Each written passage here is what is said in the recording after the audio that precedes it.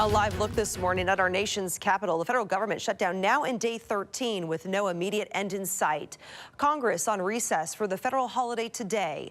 Democrats and Republicans continue to exchange blame for the stalemate as millions of federal workers are already without pay. KOMO's Natalie Fahmy tells us the impact the shutdown is already having on the state's food banks. The director of public policy at Food Lifeline tells me the need in Washington state is already high, but he says this government shutdown is going to make it even more difficult to keep up with the demand. In Washington state alone, there are nearly 80,000 federal workers, and for many of them, they received their last paycheck, excluding pay, for the first few days of October last week, and now have to wait for the government to reopen to be paid again. Others have been laid off.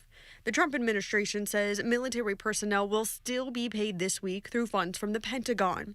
Either way, Aaron Trzecki at Food Lifeline tells me they want to meet the people who may be experiencing a newfound need where they are, and have used $50,000 from their rainy day fund to buy fresh produce, and will use the money for other emergency food purchases as more federal workers may need to start relying on food banks, and will especially focus on areas in the state with a high number of federal workers. With our local partners and ensure that there's more food being sent to those areas to accommodate any increased need. I don't want to quite, say breaking point, but it's tough. And that's why we really, again, like the mayor's, we got to dig deep. From where you stand, is there an end in sight?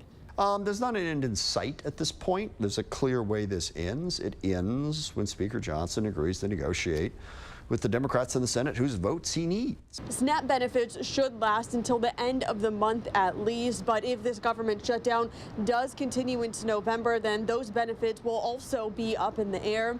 The Senate is not voting on any of these bills today. We'll have to wait until Tuesday to see if they can get those 60 votes needed to end this shutdown.